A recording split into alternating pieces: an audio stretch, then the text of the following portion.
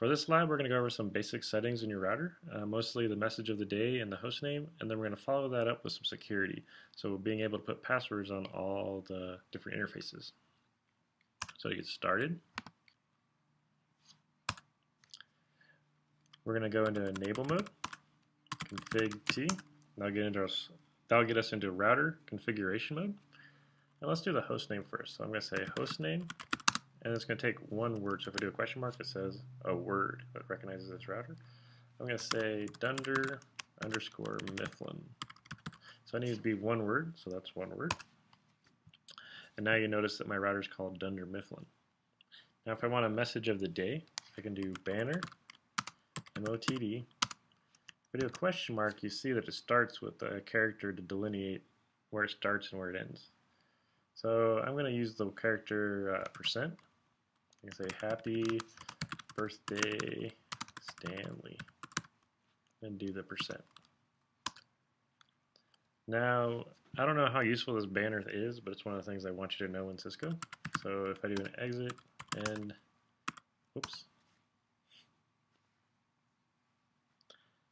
don't do that, it's translating. So if you see this is a common problem.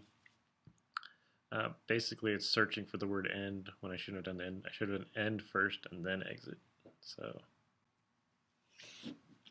all right, I'm back. So don't do that. Make sure you do end and then exit. And now, when I press return, I see happy birthday, Stanley. In the age of Twitter and all these other things, I don't know how useful this is. Stanley works in accounting also, so if Stanley sees this message, then Stanley's hacking your system, so you need to get rid of him. So I guess it's kind of a useful feature, but it's not really too useful. I think it's just something that's kind of useful to know. Maybe there's like an important notice, but I would think there's other ways of communication. So let's get on to security. I'm going to go into enable mode,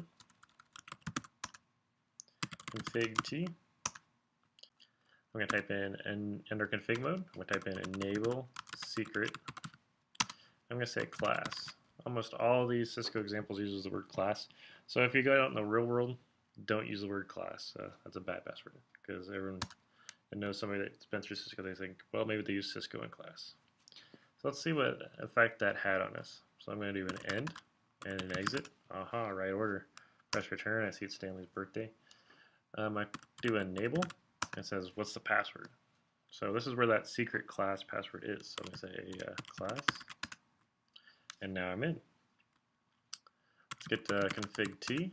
The next one I want to configure is the line console. So I'm going to do line con 0. And for this one, I need to do password Cisco. And it's very important that you put in login. If you don't put that login in, it's going to set this password to Cisco, but it's not going to require them to have the password. So if you do those two things, you can do an end, exit. When I press enter, it's happy birthday, Stanley, but I need a password. Cisco. I'm in the user mode. I'm going to say enable. I need a password, class. Now the final password that you're going to have to worry about is in the Telnet lines. So remember how to get back to Telnet. We're going to go line, well actually config T first. We're going to do line VTY question mark to see how many there are, 0, 15. And it's very similar to the console, actually it's the same password. I'm going to say Cisco and then login. One interesting thing about Cisco routers is you can't Telnet into them unless there's a password set. So if you don't set that, then you can't Telnet into it. And that's it. We have all three passwords set. And with that Telnet one, it's basically going to go, if you Telnet the server, it's going to look like this. It's going to ask you for a password. So that's why I set both the Telnet and the console to Cisco. And then the enable is class. All right.